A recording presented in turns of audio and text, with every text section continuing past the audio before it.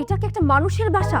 হ্যাঁ, এইসব জিনিসপত্র দেখে মনে হচ্ছে এখানে মানুষ থাকে না, গরু ছাগল থাকে।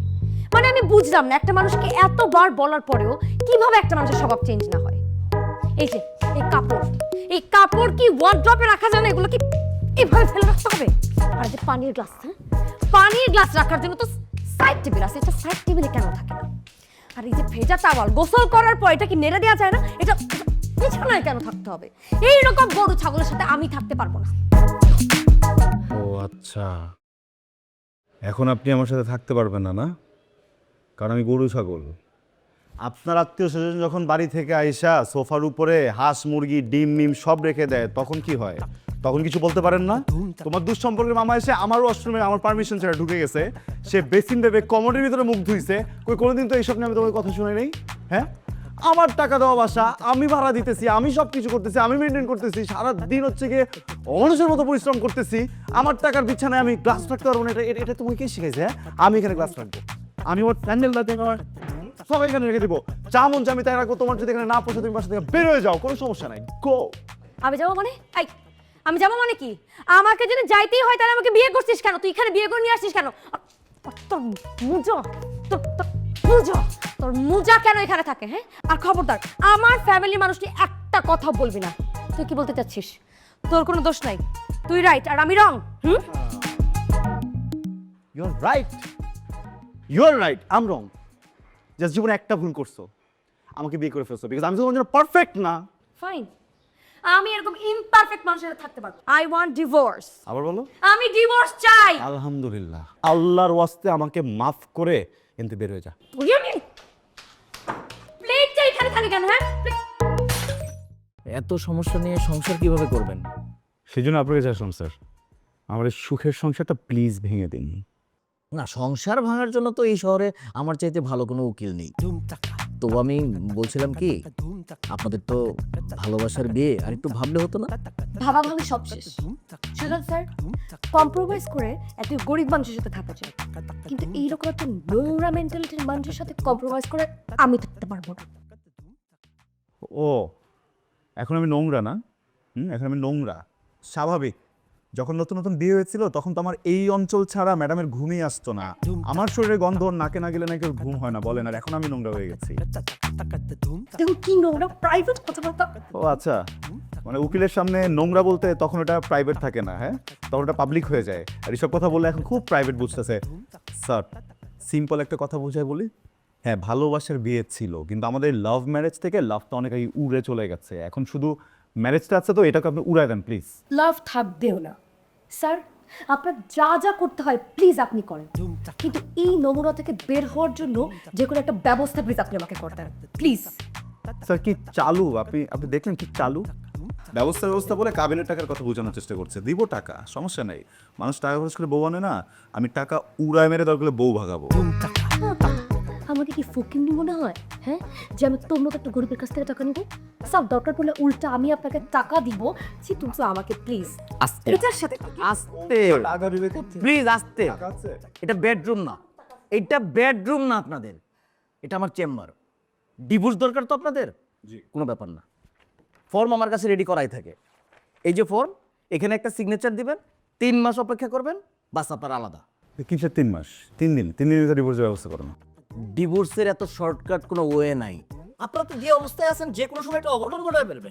আপনি ঠিক বলছেন, যে কোনো সময় একটা অঘটন আমাকে দিয়ে ঘটে যেতে পারে। আমিও জানি।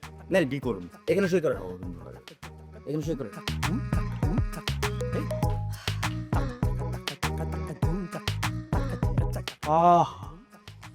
আহা স্যার, এত শান্তি সিগনেচার করলে হয়? আজকের আগে কোনোদিন ফিলই করি নাই স্যার, কি যে আরাম লাগবে।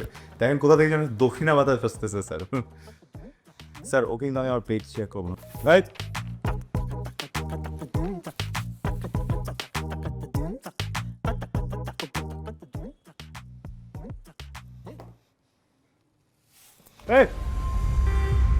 আরে কি হলো? আরে কি হয়েছে? দেখি মীরা, মীরা, এই পালস পাওয়া যাচ্ছে না, হসপিটালে নিতে হবে। ভং ধরছে স্যার, ভং ধরছে। হাউ তুমি করবে না, যা অ্যাম্বুলেন্স ডাক। টিপসই দিতে দেওয়া যাবে না, টিপসই দেওয়ান, টিপসই দেওয়ান। আবার কথা বলছিস তুই, যা অ্যাম্বুলেন্স দিয়ে আয়। Be professional sir. Same professional, যা তুই অ্যাম্বুলেন্স ডাক।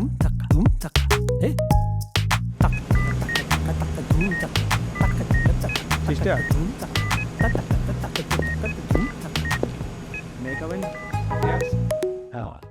সরি সেটা কাউকে মিস্টেক হতে হতে দেরি হয়ে গেল প্লিজ আপনি এখানে দেখুন